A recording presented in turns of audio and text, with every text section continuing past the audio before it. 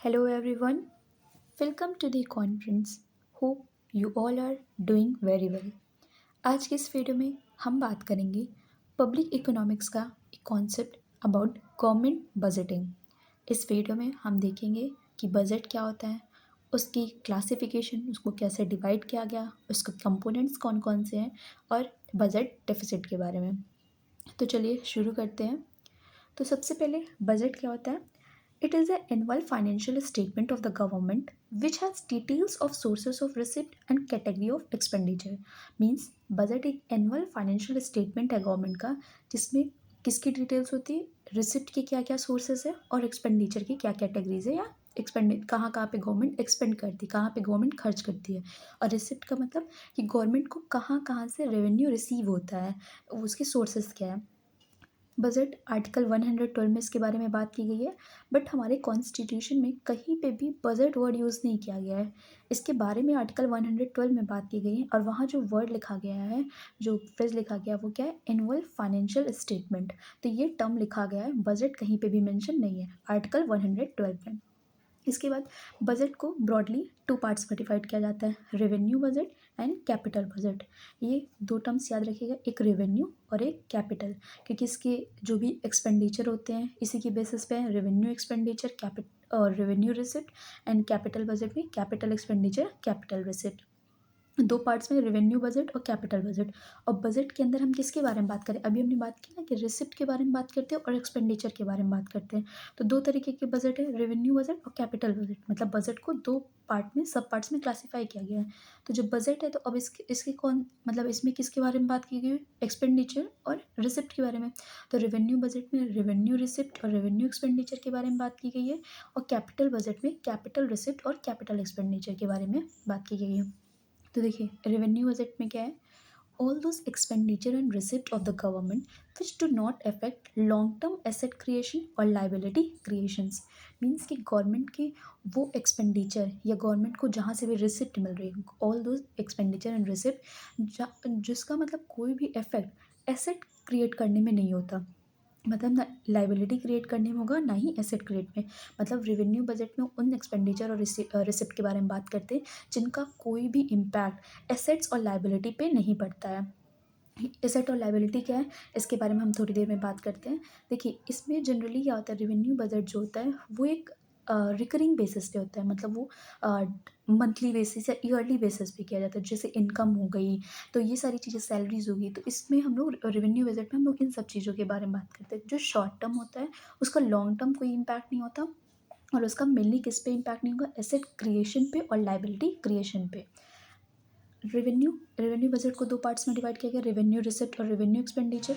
तो revenue receipt के all those receipt which do not create any liability और do not dilute liabilities. देखिए, पहले हम बात कर लेते हैं लाइबिलिटी और एसेट के बारे में। तो एसेट क्या होता है, एसेट जैसे आपके पास एक तरीके से वेल्थ मान लीजिए, जैसे आपका घर होगा वो आपके लिए एसेट है। आपने कोई शेयर लिया है तो वो आपको एसेट है। मतलब वो सारी चीज़ें जिसको जो आपको फ्यूचर में बेनिफिट देंगी, फ्यूचर में आप जिनको सेल करके आप अर्निंग कर सकते हो, वो सब क्या होते हैं, एसेट्स। तो एसेट्स क्या होते हैं, put money in your pocket. Means वो सारी एक तरीके से संपत्ति बोल दीजिए या रिसोर्सेज जिनको फ्यूचर में यूज़ करके, मतलब इसको अगर ये रखें और आप इसको फ्यूचर में यूज़ करके आप कभी भी उसको मनी में कन्वर्ट कर सकते हैं। इस बात क्या, वर्ड कंपनी ओन्स। एसेट क्या होते हैं, जो भी कंपनीज होते हैं उनके सबके एक एसेट्स होते हैं जो उनके खुद के होते हैं। और लाइबिलिटीज़ क्या होती है, लाइबिलिटीज़ का मतलब जैसे सपोज़ करिए, लाइबिलिटीज़ का एक सिंपल मतलब ले लीजिए, तो आपने अपने फ्रेंड से बोरो किया है। तो बोरो किया तो वो आपका नहीं हो गया ना, आपके फ्रेंड, मतलब फ्रेंड या किसी से आपने बोरो किया है, तो वो आपके ऊपर एक लाइबिलिटी है, आपको उसको चुकाना पड़ेगा।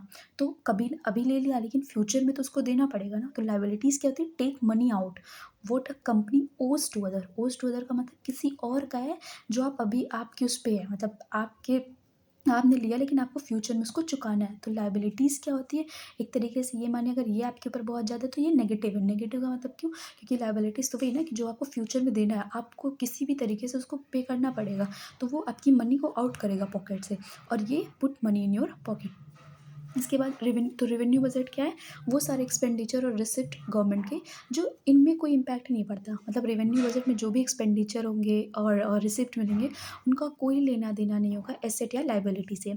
इसके बाद रेवेन्यू रिसिप्ट में क्या है, देखिए रिसिप्ट का मतलब क्या है, रेवेन्यू एक तरीके से या इनकम, रिसिप्ट का मतलब जहाँ से आपके पास जो आपको रिसीव हो रहा है, ठीक है, जो आप जो खर्च नहीं कर रहे हैं, जो आपको रिसीव हो रहा है। सपोज़ करिए आप लोग बाहर रहते हैं, तो अगर आप बाहर रहते हैं तो आपके घर से जो भी आपको मंथली इनकम आती होगी या पेरेंट्स जो भी भेजते होंगे, तो वो जो भेजते हैं वो एक तरीके से आपकी क्या होगी, वो रिसिप्ट हो गई। और जो आपका पूरा महीने का खर्चा होता है वो क्या हो गया, एक्सपेंडिचर हो गया। तो रेवेन्यू रिसिप्ट, रेवेन्यू हो गया जो एसेट्स और लाइबिलिटीज़ में कोई इम्पैक्ट नहीं होगा, और रिसिप्ट का मतलब जो आपको रिसीव होता है। तो all those receipt which do not create any liability और डू नॉट डिल्यूट लाइबिलिटीज़। इसका क्या मतलब है, लाइबिलिटी क्रिएट का मतलब कि ऐसा नहीं है कि आप अगर आप को ये रिसीव हो रहा है तो आपको इसको चुकाना है, मतलब वापस नहीं करना है कि आपको मतलब इनकम मिल गई या सैलरी आपको मिल रही है तो उसको वापस नहीं चुकाना होता है। और डिल्यूट लाइबिलिटी का मतलब, और इसका ये भी मतलब नहीं कि जो आपके ऊपर पहले से लाइबिलिटीज़ है, सपोज करिए आपके पास पहले से लाइबिलिटीज़ है, उसको चुकाने के लिए नहीं होता, मतलब डिल्यूट लाइबिलिटीज़ को ख़त्म करना।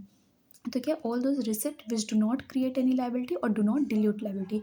सिंपल सा मतलब समझिएगा कि रेवेन्यू का कोई भी लेना देना लाइबिलिटी एसेट से नहीं होगा, ठीक। एग्जाम्पल क्या है, रेवेन्यू रिसिप्ट के सोर्सेज क्या है, कहाँ कहाँ से मिल सकता है। एक टैक्स रिसिप्ट होता है, नॉन टैक्स रिसिप्ट।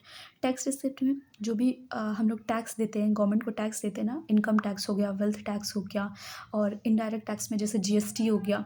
तो ये सारे टैक्स के जो पैसे होते हैं, जो रेवेन्यू होता है, हम बोलते हैं ना कि गवर्नमेंट का रेवेन्यू क्या है, तो वो क्या आएगा टैक्स रिसिप्ट में। रिसिप्ट क्योंकि गवर्नमेंट को रिसीव हो रहा है, और कहाँ से रिसीव हो रहा है, टैक्स से। और नॉन टैक्स रिसिप्ट क्या है, नॉन टैक्स रिसिप्ट मतलब टैक्स के अलावा।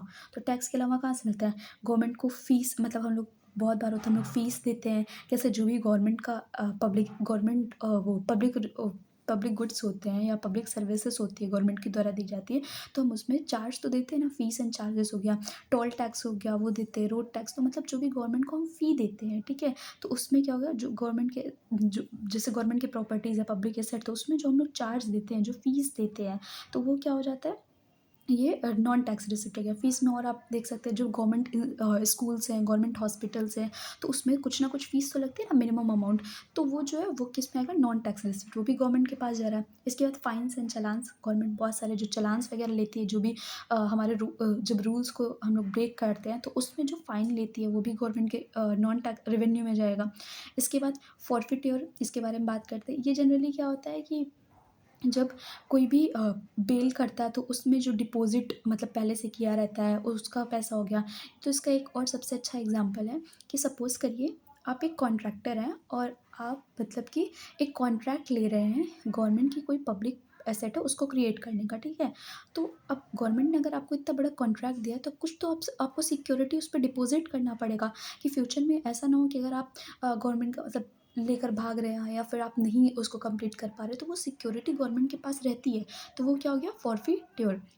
इसके बाद क्या हो गया, रिसिप्ट ऑफ डिविडेंड। मेनली आपको ये याद रखना, मतलब जनरली जो क्वेश्चन आता है वो यही आता है कि ये किस में आएगा, रेवेन्यू में आएगा कि कैपिटल में आएगा, और रिसिप्ट में आएगा कि एक्सपेंडिचर में आएगा।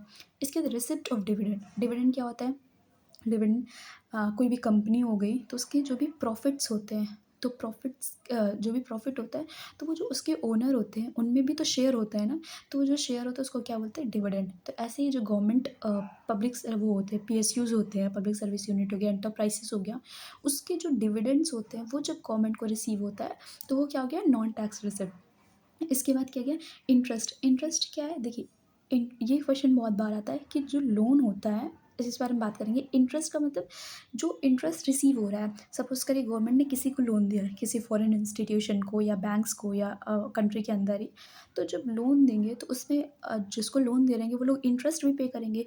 तो जो इंटरेस्ट पेमेंट होती है वो किस में आती है, नॉन टैक्स रिसिप्ट में आती है। इसके बाद क्या आता है, एस्टेट।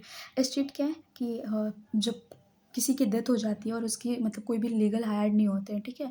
कोई एक पर्सन डेथ कर गया और उसके कोई भी लीगल हायर नहीं, मतलब कोई भी आगे उनके बच्चे नहीं थे या कोई भी उनका ऐसा वो नहीं था जिसको वो मतलब अपना हायर वो कर सके, ठीक है।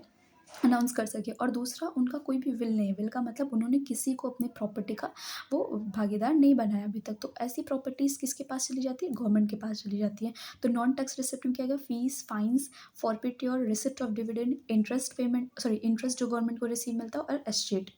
इसके बाद बात करते हैं रेवेन्यू एक्सपेंडिचर की। तो रेवेन्यू एक्सपेंडिचर क्या होते हैं? एक्सपेंडिचर का मतलब जो हम खर्च करते हैं, और रेवेन्यू का मतलब वो सारी चीज़ें जो एसेट और लायबिलिटी पे इफेक्ट नहीं करेंगी। All those expenditure which do not result in creating any asset और डिल्यूटिंग एनी लायबिलिटी। मीन्स कि जो गवर्नमेंट खर्चा कर तो रही है, लेकिन उससे कोई भी एसेट क्रिएट नहीं हो रहा है, और ना ही कोई लायबिलिटी जो गवर्नमेंट के ऊपर पहले से ही है वो ख़त्म हो रही है। ठीक है, जैसे गवर्नमेंट के ऊपर बहुत सारे लोन लिए रहते हैं गवर्नमेंट, तो उनकी वो एक तरीके से लायबिलिटी होगी। लोन क्या है? लायबिलिटी नहीं, क्योंकि वापस उनको फ्यूचर में चुकाना है उसको। तो वो ऐसे एक्सपेंडिचर गवर्नमेंट खर्च तो कर रही है, लेकिन उसका कोई रोल नहीं है, ना ही वो एसेट क्रिएट कर रहा है, ना ही वो लायबिलिटीज़ को ख़त्म कर रहा है। कैसे? जैसे गवर्नमेंट सैलरीज देती है, जो भी गवर्नमेंट वर्कर्स होते हैं उनको सैलरी मिलती है ना, तो एक तरीके से तो गवर्नमेंट का ये भी खर्चा है। इंटरेस्ट पेमेंट, जो पहले से लोन लिए गए हैं, गवर्नमेंट के द्वारा जो लोन लिए गए हैं, उसको उसमें इंटरेस्ट भी तो पे हो रहा है। और इंटरेस्ट देखिए, ये क्या होता है? रिकरिंग मेथड, रिकरिंग होता है। रिकरिंग का मतलब होता है कि ये रिपीट हो रहा है, ऐसा नहीं कि बस एक ही बार पे करना है, इसको तो हर ईयरली पे करना होता है ना, तो ये कंटिन्यूअस होता है। ठीक है, और दूसरा कंटिन्यूअस होगा और शॉर्ट टर्म होगा। शॉर्ट टर्म का मतलब कि जैसे ईयरली भी शॉर्ट टर्म हुआ, ऐसा नहीं हुआ कि हम 20 साल 25 साल में बस इतना इंटरेस्ट दे देना है, ऐसा नहीं है। ठीक है, सैलरी पेमेंट भी क्या हो? मंथली बेसिस पे है, और रिकरिंग है, मतलब ये कंटिन्यूअस फॉर्म में है। और दूसरा, grants and aid. Grants and aids क्या होते हैं? कि गवर्नमेंट के द्वारा एक तरीके से लोन नहीं कह सकते, बट जैसे लोन देते हैं तो लोन में लायबिलिटी क्रिएट होती है। ठीक है, वो वापस करना होता है। बट ग्रांट्स एंड एड्स जो होते हैं वो गवर्नमेंट वेलफेयर के लिए देती है। जैसे बहुत सारे स्टेट्स को अगर वो अंडर डेवलप्ड है, तो गवर्नमेंट उनको हेल्प करने के लिए ग्रांट्स और एड्स प्रोवाइड करती है। स्टेट्स को भी कर सकती है, और फॉरेन में भी कर सकती है, दूसरे कंट्रीज़ को भी गवर्नमेंट देती रहती है एड्स वगैरह। तो मतलब वो एक इंटरनेशनल रिलेशन को बनाने के लिए, या फिर वो मतलब हेल्प करने के लिए। तो इसमें ग्रांट्स एंड एड्स भी आता है। लोन ही होता है, लेकिन इसमें एक लायबिलिटीज़ नहीं होती, इसको वापस करना नहीं होता है। ठीक है, तो ये रेवेन्यू एक्सपेंडिचर हो गया। अब बात करते हैं हम लोग कैपिटल बजट। कैपिटल का इस कैपिटल से बस आप इतना समझिए कि इसका सीधा इम्पैक्ट ही एसेट्स पे होता है, मतलब एसेट या लायबिलिटी पे। और रेवेन्यू को एक तरीके से आप बस ले लीजिए कि ये नॉर्मल मनी के फॉर्म में है, इसमें मतलब कुछ भी ऐसा रिसोर्स नहीं मतलब क्रिएट नहीं हो रहा रिसोर्स की जो फ्यूचर में हमको बेनिफिट कर सके। और कैपिटल बजट में क्या, इसमें तो एसेट क्रिएट होगा या हम गवर्नमेंट के ऊपर लायबिलिटीज़ आएगी। तो कैपिटल में भी कैपिटल रिसिप्ट और रेवेन्यू रिसिप्ट। तो कैपिटल रिसिप्ट क्या है? All those receipt which result in creating a liability और डिल्यूटिंग एसेट्स। क्रिएटिंग अ लायबिलिटी का मतलब क्या? देखिए, अगर गवर्नमेंट को लोन मिलता है, ठीक है, गवर्नमेंट कहीं से लोन ले रही है, तो एक तरीके से वो क्या हुआ? गवर्नमेंट को मिला है पैसा, ठीक है, तो वो कैपिटल हुआ। और दूसरा क्या है कि कैपिटल भी हो गया, मिल भी चुका, लेकिन वो लायबिलिटी क्रिएट करे ना। लोन क्या होता है? एक लायबिलिटी क्रिएट कर रही है। या फिर हो सकता है डिल्यूटिंग एसेट्स। डिल्यूटिंग एसेट्स का मतलब क्या है? कि सपोज़ करिए आपके पास होम है, ठीक है, घर है, और घर, या फिर मान लीजिए आपके पास कोई कार है, ठीक है, तो कार एक एसेट हो गई। अब जब कार को आप सोल्ड करेंगे, ठीक है, तो उससे क्या आएगा? आपके पास पैसा आएगा, तो वो क्या हो गया? रिसिप्ट हो गया। और कैपिटल क्यों है? क्योंकि आपने एक एसेट को सोल्ड किया। ठीक है, कैपिटल का मतलब एसेट से रखिएगा कि आप कोई रिसोर्सेज सोल्ड करें या मिल रहा है, तो वो कैपिटल। तो आपने इसको सोल्ड किया, तो सोल्ड करने से जो पैसा मिला, इसलिए वो रिसिप्ट हो गया। लेकिन उसकी वजह से आपकी वो एसेट तो डिल्यूट हो गया ना, मतलब एक एसेट तो कम हो गया। अगर आपके पास 10 एसेट रहे होंगे, 10 ऐसी चीज़ें हैं जिसको आप सोल्ड करके पैसा ले सकते हो फ्यूचर में, तो उसमें से एक तो कम हो गया। तो इसका मतलब डिल्यूटिंग एसेट। डिल्यूटिंग एसेट का मतलब एसेट्स का कम होना, और लायबिलिटी क्रिएट होने का मतलब कि आपको फ्यूचर में उसको देना पड़ेगा। आप ओ कर रहे हो, ओन मतलब खुद का नहीं है आपका, आप ये किसी का ओ, मतलब आपके ऊपर ये चीज़ है कि आपको इसको फ्यूचर में वापस करना पड़ेगा। इसके एग्जाम्पल की बात करते हैं, तो इसमें एग्जाम्पल में क्या है? Borrowings of the government. Government जो भी बोरो करती है, ठीक है, तो उसमें तो फ्यूचर में चुकाना है, तो वो लायबिलिटी क्रिएट की। Loan recovered bye the government. Loan recover bye the government में क्या है?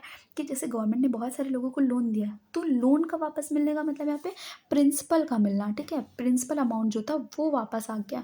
देख, यहीं पे डिफरेंस समझिएगा कि अगर लोन वापस मिलता है, मीन्स प्रिंसिपल अमाउंट वापस मिल रहा है, तो वो गवर्नमेंट की कैपिटल रिसिप्ट होगी। बट अगर इंटरेस्ट वापस मिलता है, तो वो क्या होगा? Revenue receipt. क्यों? क्योंकि इंटरेस्ट रिकरिंग है, कंटिन्यूअस बेसिस में मिलेगा, शॉर्ट टर्म मिलेगा। और लोन जो है, ऐसा नहीं कि ना एक ही साल में वापस हो गया जनरली, मतलब जनरली क्या होता है, लॉन्ग टर्म होता है। तो लोन का वापस मिलना या लोन का देना ये कैपिटल का पार्ट है, बट अगर इंटरेस्ट पेमेंट या इंटरेस्ट रिसीव की बात करें तो वो रेवेन्यू का पार्ट है। इसका तीसरा क्या है, recovery of funds by sale of asset, for example disinvestment. Means जैसे हम कार का एग्जांपल लेते हैं ना, कि आपका जो भी एसेट है उसको अगर आप सेल करेंगे तो उससे पैसे मिलेंगे, वापस फंड मिलेंगे। जैसे एग्जांपल क्या है, डिसइन्वेस्टमेंट या प्राइवेटाइजेशन। डिसइन्वेस्टमेंट का क्या मतलब होता है कि जो भी शेयर है गवर्नमेंट का, उसका कुछ परसेंट अगर वो प्राइवेट को देते हैं, किसी को देते हैं, तो वो सेल करते हैं, तो वो डिसइन्वेस्टमेंट होगा। अब गवर्नमेंट अपना, जैसे सपोज करिए कोई भी पब्लिक सेक्टर यूनिट है, एलआईसी है या कुछ भी है, तो उसका कुछ पार्ट अगर गवर्नमेंट प्राइवेट करती है तो वो डिसइन्वेस्टमेंट होगा। बट ओवरऑल अगर वो उसको दे देती है, वो पूरा एसेट दे देती है प्राइवेट को, तो वो प्राइवेटाइजेशन हो जाता है। तो अगर देने के बदले लोगों को पैसा मिले, गवर्नमेंट को पैसा मिलेगा, तो ये भी एक तरीके से क्या है, कैपिटल रिसिप्ट। इसके बाद फोर्थ क्या है, money receive by the government through ways and means advances. Means जब बहुत ऐसा डेफिसिट प्रिंटिंग होता है कि थोड़ा सिचुएशन ज़्यादा वर्स्ट हो गई, तो गवर्नमेंट को अगर करेंसी की ज़रूरत है, ठीक है, इकॉनमी में मनी सप्लाई कम है, तो गवर्नमेंट क्या करती है कि ways and means advance, means new currency को प्रिंट करके जब गवर्नमेंट को पैसा मिलता है, तो वो भी कैपिटल रिसिप्ट का पार्ट है। इसमें ऐसा नहीं होता कि गवर्नमेंट अपने मन से प्रिंट करवा लेती, नहीं, गवर्नमेंट जनरली लोन कर सॉरी बॉन्ड जो है वो रखती है, और एक तरीके से आरबीआई से ये बोरो करती है। बस आप इतना याद रखिएगा कि जो वेज एंड मीन्स एडवांसेस और गवर्नमेंट को जो भी मनी रिसीव होता है, वो क्या होता है, वो भी एक उसका पार्ट है, कैपिटल रिसिप्ट का पार्ट है। इसके बाद बात करते हैं कैपिटल एक्सपेंडिचर। तो कैपिटल एक्सपेंडिचर में गवर्नमेंट का वो एक्सपेंडिचर, गवर्नमेंट वहाँ पे ऐसी जगह पे जो जब खर्चा करती है जिससे कोई एसेट क्रिएट होता है। एसेट का मतलब कोई रोड बन रही है, कोई पुल बन रहा है, कोई पब्लिक मतलब पार्क वगैरह बन रहा है, कुछ भी ऐसा, ठीक है, जिसमें इंफ्रास्ट्रक्चर डेवलप हो रहा है जो फ्यूचर में हमको यूज़ देगा। अब रोड वगैरह बनेगी या कोई भी फैक्ट्री बन रही है, कुछ भी बन रहा है गवर्नमेंट की तरफ से, तो उसमें तो गवर्नमेंट को फ्यूचर में इनकम आएगी ना, उसमें लोग टैक्स देंगे, या फिर लोग मतलब वहाँ पे जब जॉब करेंगे तो गवर्नमेंट की इनकम होगी, या डिविडेंड वगैरह मिलेगा, तो एक तरीके से एसेट क्रिएट होगा। और लायबिलिटी का डिल्यूट होना, वह उसी तरह कि कैपिटल एक्सपेंडिचर करने से लायबिलिटी का ख़त्म होना। कैसे, पेइंग बैक ऑफ बोरोइंग। अब अगर गवर्नमेंट जो है बोरोइंग्स वापस कर देगी, जो लोन ली थी वो वापस कर देगी, तो गवर्नमेंट की लायबिलिटी तो कम हो जाएगी ना, मतलब एक लायबिलिटी तो कम हुई, हाँ ठीक है, लोन वापस हो गया। तो पेइंग बैक ऑफ बोरोइंग्स क्या है, लायबिलिटी डिल्यूट कर, इसलिए क्या है, capital expenditure. Paying off money for purchasing equipment, कोई भी इक्विपमेंट। देखिए एक क्वेश्चन आया करता है कि डिफेंस से रिलेटेड आता है कि डिफेंस जो है वो डिफेंस एक्सपेंडिचर जो है वो कैपिटल में आएगा या रेवेन्यू में आएगा। तो हम जनरली ये नहीं बता सकते कि मतलब अगर सिर्फ डिफेंस लिखा हुआ है कि डिफेंस एक्सपेंडिचर, तो हम नहीं बता सकते, जनरली आना भी नहीं चाहिए, वो कुछ ना कुछ मेंशन करेगा उसमें। अगर डिफेंस में इक्विपमेंट खरीद रहे हैं, ठीक है, कोई हम लोग कोई भी मशीन खरीद रहे हैं या कोई टैंक खरीद रहे हैं, तो वो सारी चीज़ें क्या हैं, डिफेंस की इक्विपमेंट, डिफेंस हो गया या रेलवे हो गया, किसी का भी इक्विपमेंट अगर खरीद रहे हैं, ठीक है, कंपोनेंट्स खरीद रहे हैं, तो उसमें क्या होगा, वो कैपिटल एक्सपेंडिचर होगा। कैपिटल एक्सपेंडिचर क्यों, क्योंकि उसको हम लोग बाद में फ्यूचर में सोल्ड भी तो कर सकते हैं। कोई हम लोग जेट खरीद लिए हैं, ठीक है, तो वो सारी चीज़ें क्या होती है, कैपिटल का पार्ट होती है। बट सपोज करिए अब डिफेंस में ही जो भी टैंक्स वगैरह है उसमें डेली फ्यूल देना पड़ता है, तो फ्यूल क्या हो गया, रिकरिंग हो गया, मतलब हमेशा देना पड़ेगा, तो वो किसका पार्ट होगा, रेवेन्यू का। डिफेंस में जो लोग इनको सैलरी देना पड़ेगा, तो वो किसका पार्ट होगा, रेवेन्यू का। अगर हम इक्विपमेंट परचेज करें तो वो पार्ट होगा कैपिटल का। बट अगर नॉर्मल डिफेंस हो गया, रेलवे हो गया, गवर्नमेंट की कोई भी ऐसी पब्लिक सेक्टर यूनिट होगी जिसमें गवर्नमेंट रिकरिंग बेसिस पे इन एक्सपेंडिचर कर रहा है, सैलरीज दे रहा है या फ्यूल पे कर रहा है, तो वो रेवेन्यू का पार्ट होगा। बट अगर इक्विपमेंट परचेस करें, क्योंकि अब ये तो लॉन्ग टर्म के लिए हो गया ना, ये ऐसा तो नहीं कि 2-3 महीने के लिए हो गया, ये फ्यूचर के लिए भी हो गया, बहुत टाइम के लिए हो गया, तो लॉन्ग टर्म, इसलिए ये क्या होगा, कैपिटल एक्सपेंडिचर है। तीसरा क्या है, expenditure on infrastructure develop, means road हो गया और पुल वगैरह हो गया, जो भी हॉस्पिटल्स हो गए, स्कूल्स हो गए, कॉलेज हो गए, तो वो क्या है, इंफ्रास्ट्रक्चर डेवलपमेंट में जो गवर्नमेंट एक्सपेंड करती है वो कैपिटल एक्सपेंडिचर होता है। इसलिए कैपिटल एक्सपेंडिचर जनरली बहुत पॉजिटिव मानते हैं, इससे इकोनॉमी की ग्रोथ में, ओवरऑल ग्रोथ और डेवलपमेंट में हेल्प मिलती है। इसके बाद expenditure on capital infusion in public sector, मतलब गवर्नमेंट बहुत बार होता है कि जो भी कोई पब्लिक सेक्टर है अगर वो बहुत ज़्यादा मतलब वीक है, डेवलप नहीं कर पा रहा है, कभी कभी बैंक्स को भी नीड हो जाती है, तो गवर्नमेंट के द्वारा उसमें कैपिटल इन्फ्यूज़ करना, मतलब कि या तो गोल्ड है उसके फॉर्म में, इवन कैश के फॉर्म में भी कैपिटल इन्फ्यूज़ करना पब्लिक सेक्टर में, वो भी क्या होगा, कैपिटल एक्सपेंडिचर। अब बात करते हैं हम डेफिसिट कॉन्सेप्ट के बारे में। डेफ़िसिट क्या होता है? इसका हिंदी मतलब बताएँ तो डेफ़िसिट का मतलब होता है घाटा होना। जैसे सरप्लस का मतलब क्या होता है? फ़ायदा होना। सब सिंपल टर्म्स में अगर लेमैन की लैंग्वेज में समझे तब। ठीक है? डेफ़िसिट का मतलब हुआ कि घाटा हुआ। अब इसको कैसे? जैसे आपके घर से आपके घर से पेरेंट्स आपको पैसा भेजते हैं, ठीक? सपोज़ करिए मंथली का 5000 रुपीज़ आपको मिल रहा है। आप मिलने के बाद आपको रिसीव कितना हुआ? 5000, ठीक है? रिसीव 5000 हो रहा है, लेकिन आप एक्सपेंडिचर जो आप खर्च कर रहे हैं, आपका महीने का जो खर्चा हो रहा है वो कितना हो जा रहा है? 6000। तो अब क्या होगा? 1000 तो आप घाटे में चले गए ना, कि अब एक्सपेंडिचर ज़्यादा हो गया लेकिन रिसीव कम हुआ था। अब एक्सपेंडिचर ज़्यादा कैसे होगा? आप ऐसा तो नहीं कि आप ज़बरदस्ती खर्च कर, ये तो हो सकता है कि आप जो भी आपके पास आस-पास शॉप है वहाँ पे फ्यूचर में देने के लिए बोल दिया हो, या फिर आपने किसी फ्रेंड से लिया हो, तो एक तरीके से क्या हुआ? आप घाटे पे चल रहे हैं। तो डेफ़िसिट का मतलब जब एक्सपेंडिचर हमारा ज़्यादा हो जाता है रिसीव से। तो इसी तरह गवर्नमेंट के केस में क्या होगा? जब गवर्नमेंट का जो एक्सपेंडिचर है, गवर्नमेंट जहाँ-जहाँ खर्च करती है, वो जब एक्सीड कर जाता है किससे? गवर्नमेंट के सोर्सेज़ ऑफ रिसीप्ट, जहाँ-जहाँ से उनको वो पैसे रिसीव हुए हैं, तो उसको तब क्या होता है? गवर्नमेंट का बजट जो होता है वो डेफ़िसिट में होता है। तो सबसे पहले इसमें बजट डेफ़िसिट अब यूज़ नहीं होता, 1997 तक यूज़ हुआ था। अब इसमें क्या था? Total expenditure, total receipt. Total expenditure में कौन-कौन से आएँगे? रेवेन्यू एक्सपेंडिचर और कैपिटल एक्सपेंडिचर, और रिसिप्ट में रेवेन्यू रिसिप्ट और कैपिटल रिसिप्ट। तो जब टोटल एक्सपेंडिचर ज़्यादा हो जाएगा टोटल रिसिप्ट से, तो वो क्या हो जाएगा? Budget deficit. ये जनरली 1997 ही में ही यूज़ होता था। अब हमारे इंडिया का बजट कभी भी डेफ़िसिट में हम लोग नहीं बोलते हैं, ठीक है? Can be met only by printing money, और अगर बजट डेफ़िसिट में है तो वो सिर्फ़ और सिर्फ़ मनी को प्रिंट करने से ही वो मतलब बजट इक्विलिब्रियम पे आएगा। तो अब इसको यूज़ नहीं करते, अब ये कॉन्सेप्ट यूज़ नहीं होता है। इसके बाद बात करते हैं रेवेन्यू डेफ़िसिट। तो रेवेन्यू में कौन-कौन से पार्ट हैं? रेवेन्यू एक्सपेंडिचर और रेवेन्यू रिसिप्ट। तो यहाँ पे भी बस क्या करना है कि एक्सपेंडिचर ज़्यादा होगा रिसिप्ट से, तो revenue expenditure minus revenue receipt क्या हो जाएगा? Revenue deficit. जो रेवेन्यू डेफ़िसिट होता है, ये जनरली जो गवर्नमेंट का करेंट सोर्स ऑफ रिसिप्ट है, मीन्स जो जिस भी अकाउंटिंग ईयर में जो भी सोर्सेस है रिसिप्ट के, जो जहाँ-जहाँ से गवर्नमेंट को पैसे मिल रहे हैं और जहाँ-जहाँ पे गवर्नमेंट करंटली एक्सपेंडिचर कर रही है, उसका जो डिफ़रेंस होता है वो क्या होता है? Revenue deficit. इसके बाद आगे बात करते हैं फिस्कल डेफ़िसिट की। तो फिस्कल डेफ़िसिट क्या होता है? देखिए, ये बहुत इंपॉर्टेंट है। एक दो ही क्वेश्चन जनरली बहुत ज़्यादा जो पूछे जाते हैं वो फिस्कल डेफ़िसिट और दूसरा प्राइमरी डेफ़िसिट। प्राइमरी डेफ़िसिट आगे देखते हैं। फिस्कल डेफ़िसिट क्या है? Total expenditure minus total receipt. देखिए, जो टोटल एक्सपेंडिचर में कौन-कौन सा है? टोटल एक्सपेंडिचर क्या है? रेवेन्यू एक्सपेंडिचर और माइनस रेवेन्यू एक्सपेंडिचर और कैपिटल एक्सपेंडिचर। तो टोटल एक्सपेंडिचर और टोटल रिसिप्ट क्या है? रेवेन्यू रिसिप्ट और कैपिटल रिसिप्ट। तो टोटल एक्सपेंडिचर से जब टोटल रिसिप्ट को माइनस कर देंगे, लेकिन यहाँ पे टोटल रिसिप्ट में हम लोग क्या चीज़ नहीं लेंगे? Except borrowings. तो फिस्कल डेफिसिट क्या है? Total expenditure minus total receipt except borrowing. ये क्या होगा? Fiscal deficit. देखिए, टोटल एक्सपेंडिचर में आएगा रेवेन्यू एक्सपेंडिचर और कैपिटल एक्सपेंडिचर, ठीक? उसमें से क्या माइनस करना है? रेवेन्यू रिसिप्ट माइनस कर दीजिए, कैपिटल रिसिप्ट माइनस कर दीजिए, लेकिन कैपिटल रिसिप्ट में क्या नहीं माइनस करना है हमको? बोरोविंग्स। देखिए, कैपिटल रिसिप्ट का और भी पार्ट है ना, जैसे डिसइन्वेस्टमेंट से जो पैसे आते हैं, ठीक? और या फिर जब गवर्नमेंट का जब लोन रिकवर हो जाए, या फिर जो वेज एंड मीन्स एडवांस से मनी रिसीव होती है गवर्नमेंट को, तो बहुत सारे तरीके से कैपिटल रिसीव होती है, लेकिन उसमें से बाकी सब लेना है, लेकिन क्या नहीं लेना है? बोरोविंग्स को नहीं लेना है। तो फिस्कल डेफिसिट क्या होता है? टोटल एक्सपेंडिचर से रेवेन्यू रिसिप्ट माइनस कर दीजिए, कैपिटल रिसिप्ट माइनस कर दीजिए, लेकिन बोरोविंग को नहीं। तो एक तरीके से हम क्या बोल सकते हैं कि फिस्कल डेफिसिट जो होता है वो गवर्नमेंट की बोरोविंग होती है, मतलब जो भी बोरोविंग रिक्वायरमेंट होती है। आप इसको समझने के लिए जो मैंने पहले एग्जाम्पल दिया था कि आपको 5000 घर से मिलता है, बट आपकी एक्सपेंडिचर क्या हो गया? 6000। तो जो 1000 है वो आपने बोरो किया है कहीं से, तो ये जो 1000 है वो क्या है? Fiscal deficit. तो फिस्कल डेफिसिट क्या होता है? एक्स बोरोविंग रिक्वायरमेंट होती है गवर्नमेंट की।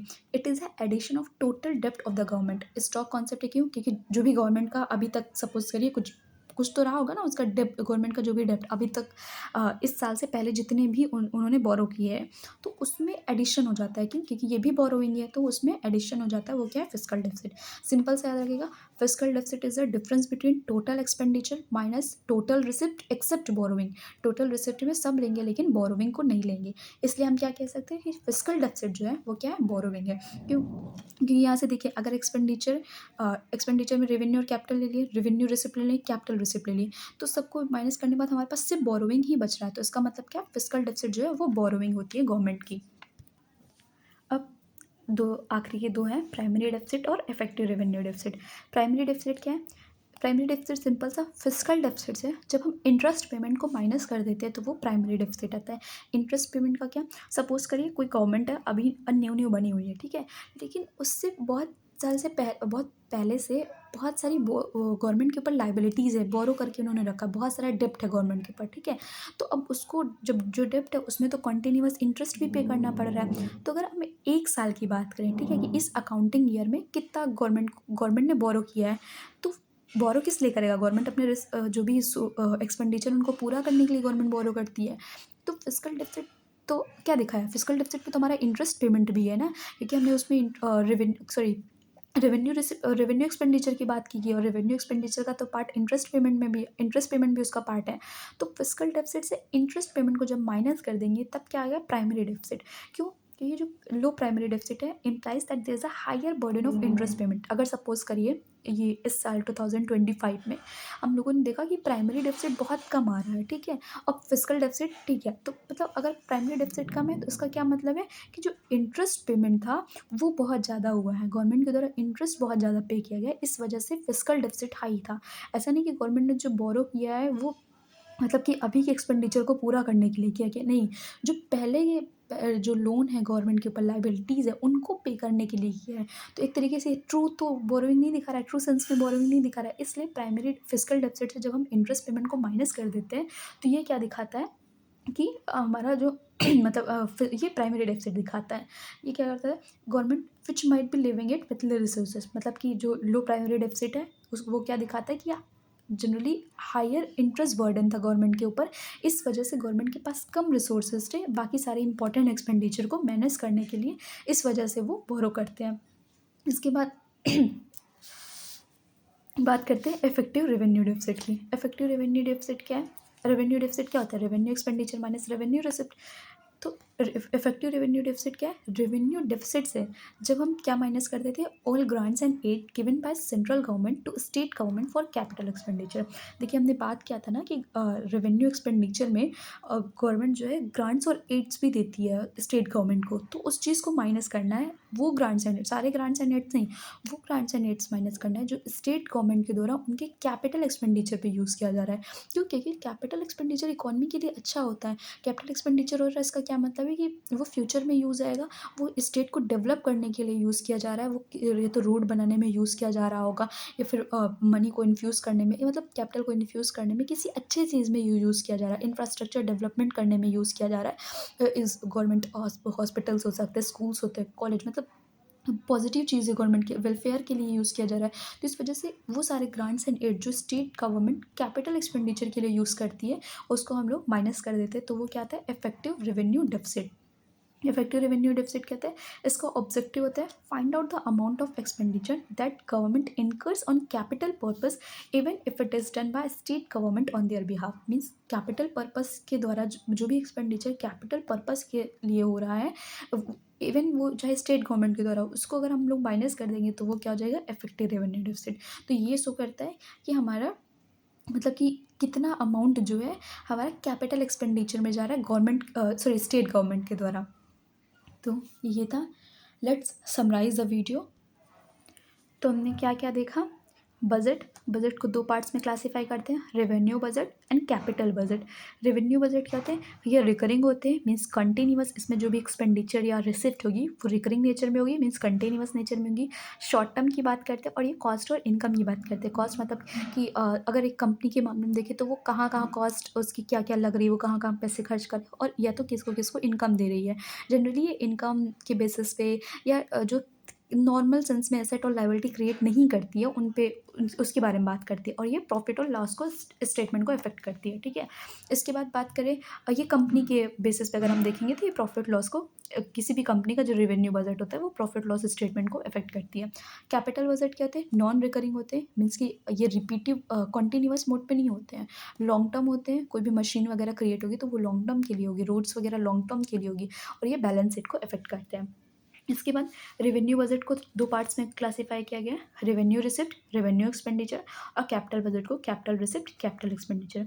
रेवेन्यू रिसिप्ट मतलब कहाँ कहाँ से रेवेन्यू रिसीव हो सकता है गवर्नमेंट को, टैक्स रेवेन्यू से या फिर नॉन टैक्स रेवेन्यू से। तो टैक्स रेवेन्यू के मतलब टैक्स से कहाँ कहाँ डायरेक्ट टैक्स लगाती है गवर्नमेंट, इनडायरेक्ट टैक्स लगाती है, तो उससे जो भी गवर्नमेंट की रेवेन्यू हो रहा है वो क्या आएंगे, tax revenue receipt. Non tax receipt में टोल्स टोल चार्ज जो लेती है, फीस लेती है जो भी गवर्नमेंट कॉलेज के या स्कूल्स के हॉस्पिटल्स के, फाइन्स एंड चालान हो गया, जब रूल्स ब्रेक करने पे जो भी गवर्नमेंट चालान कट करती है, फॉरफिट्योर हो गया जो मैंने डिपॉजिट के बारे में बताया था, जो बिल डिपॉजिट हो गया, या फिर जो कॉन्ट्रैक्टर सिक्योरिटी पहले से सबमिट करते हैं। इसके बाद डिविडेंड और इंटरेस्ट पेमेंट हो गया, डिविडेंड का मतलब जो प्रॉफिट का शेयर होता है, ठीक। और इंटरेस्ट रिसीव हो गया, क्या मतलब जो गवर्नमेंट ने लोन दिया उसमें जो भी ईयरली वाइज इनका वो इंटरेस्ट मिलती है। एस्टेट वो होगा जब किसी का कोई फ्यूचर हायर नहीं होता और उनके कोई फ्यूचर विल भी नहीं होते, तो गवर्नमेंट उनकी प्रॉपर्टीज़ को ले लेती है। इसके बाद रेवेन्यू एक्सपेंडिचर, सैलरी पेमेंट, जो भी गवर्नमेंट अपने जो भी एम्प्लॉयर होते हैं उनको सैलरी पे करती है। इंटरेस्ट पे करती है, जो लोन पहले से गवर्नमेंट के पास होता है, जो भी लोन ले रहा है तो उसमें जो इंटरेस्ट पे करती है। और ग्रांट्स एंड एड्स। इसके बाद कैपिटल रिसिप्ट में बात करें तो गवर्नमेंट जो बोरो करती है, लोन जो रिकवर होता है, जो भी लोन दिया रहता है पहले पास्ट में, वो वापस जब मिलता है। डिसइन्वेस्टमेंट, कुछ पार्ट्स जब गवर्नमेंट सेल करती है अपने एसेट का। प्राइवेटाइजेशन, जब पूरा पार्ट सेल कर देती है। Money receive by government through ways and means advances, means जब मनी को करेंसी को प्रिंट करने से गवर्नमेंट को रिसीव होता है मनी, तो वो क्या हो गया, वो भी कैपिटल रिसिप्ट के एग्जांपल हो गए। आपको मेनली ये एग्जांपल्स एकदम याद कर लेने हैं, रट लेने हैं, क्योंकि जनरली जो क्वेश्चंस पूछे जाते हैं वो यही पूछा जाता है कि इनमें से कौन सा कैपिटल रिसिप्ट का पार्ट है या किसका पार्ट है ये, ठीक है। बस अगर कुछ इसके अलावा भी कुछ अलग से पूछ लेते तो बस उसमें आप तो माइंड ये लगाइएगा कि क्या ये मतलब इससे कुछ भी फ्यूचर में हेल्प होगी, मतलब क्या ये एसेट क्रिएट कर रहा है या लाइबिलिटीज़ को वापस करना पड़ेगा फ्यूचर में, या इसकी हेल्प से कुछ अच्छा मतलब कि कुछ अच्छा डेवलप हो सकता है। कैपिटल एक्सपेंडिचर की बात करें तो पेइंग बैक ऑफ बोरोविंग, जो भी बोरो किया होगा उसको वापस करना। अगर प्रिंसिपल अमाउंट बोरो हो रहा है तो वो बोरो हो रहा है या फिर लिया जा रहा है तो कैपिटल का पार्ट है, बट अगर इंटरेस्ट है तो वो रेवेन्यू का पार्ट है। Paying off money for purchasing equipment, कोई भी इक्विपमेंट रेलवे का हो गया, डिफेंस का हो गया, अगर हम इक्विपमेंट परचेज करें तो कैपिटल एक्सपेंडिचर। बट डिफेंस में जो भी लोग अगर उनको सैलरी वगैरह दे रहे हैं या फ्यूल वगैरह में जो खर्चा हो रहा है वो रेवेन्यू का पार्ट है। Expenditure on infrastructure development, road वगैरह पे, स्कूल्स वगैरह पे जो डेवलपमेंट पे एक्सपेंडिचर करती है गवर्नमेंट।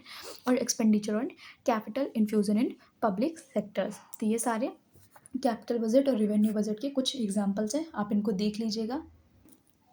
लास्ट में एक बार डेफिसिट फिर से देख लीजिए रिवीजन पर्पस से। बजट डेफिसिट क्या होता है, total expenditure minus total receipt, but अब ये यूज़ नहीं होता, ये कॉन्सेप्ट अब यूज़ नहीं होता। रेवेन्यू डेफिसिट की बात करें तो रेवेन्यू का कौन कौन से थे, रेवेन्यू एक्सपेंडिचर, रेवेन्यू रिसिप्ट। तो revenue expenditure minus revenue receipt क्या हो जाएगा, रेवेन्यू डेफिसिट। हमेशा एक्सपेंडिचर से रिसिप्ट को माइनस करें, क्यों, क्योंकि एक्सपेंडिचर ज़्यादा होगा रिसिप्ट से तभी डेफिसिट होगा। फिजिकल डेफिसिट का मतलब सिंपल टर्म्स में देखें तो जो भी बोरोविंग्स होती है गवर्नमेंट की वो क्या होगी, फिजिकल डेफिसिट। और ऐसे देखिए तो total expenditure minus total receipt except क्या है, बोरोविंग्स। मीन्स टोटल एक्सपेंडिचर है, रेवेन्यू रिसिप्ट माइनस कर दो, रिसिप्ट टोटल रिसिप्ट में क्या आएगा, रेवेन्यू रिसिप्ट और कैपिटल रिसिप्ट। तो रेवेन्यू रिसिप्ट को पूरा माइनस करना है, लेकिन कैपिटल रिसिप्ट से बोरोविंग पार्ट को हटा देना है। तो फिजिकल डेफिसिट क्या है, borrowing of the government. Primary deficit क्या है, फिजिकल डेफिसिट से जब इंटरेस्ट पेमेंट को माइनस कर देते हैं तब क्या आता है, primary deficit. Effective revenue deficit क्या है, रेवेन्यू डेफिसिट से वो सारे ग्रांट्स और एड्स जो सेंट्रल गवर्नमेंट ने स्टेट गवर्नमेंट को दिया है फॉर कैपिटल एक्सपेंडिचर के लिए, वो जब माइनस कर देते हैं तो वो क्या आता है, इफेक्टिव रेवेन्यू डेफिसिट। सरप्लस की बात करें तो क्या है, जब टोटल रिसिप्ट जो भी गवर्नमेंट को रिसीव हो रहा है अगर वो ज़्यादा है कितना जो गवर्नमेंट खर्च करी तो वो क्या होगा, बजट जो है वो सरप्लस में है। और जब एक्सपेंडिचर ज़्यादा होता है रिसिप्ट से तो बजट होता है किसमें, डेफिसिट में। आप ये फॉर्मूले ऐसे ही याद कर लीजिएगा, क्योंकि बहुत बार क्वेश्चन जनरली इससे डेफिसिट के फॉर्मूले से या फिर एग्जांपल्स जो कैपिटल बजट और रेवेन्यू बजट के एग्जांपल से आते हैं। और इवन यूजीसी नेट में पीवाईक्यू में भी रीडिंग कॉम्प्रिहेंशन में पूरा दिया गया था, उसमें जनरली आपसे दे देगा कि गवर्नमेंट का रेवेन्यू डेफिसिट इतना है, मतलब गवर्नमेंट ने एक्सपेंडिचर इतना किया है, उसका रेवेन्यू रिसिप्ट इतना किया, तो उसमें आपसे प्राइमरी डेफिसिट पूछ सकता है, फिजिकल डेफिसिट। तो मतलब जनरली न्यूमेरिकल बेस्ड क्वेश्चन भी इससे आते हैं। So that's all, I hope आपको ये वीडियो अच्छी लगी हो। अगर आपके मन में कोई भी डाउट है, कोई भी क्वेश्चन है, तो please let me inform in comment section and do follow, share the video and like. Thank you so much.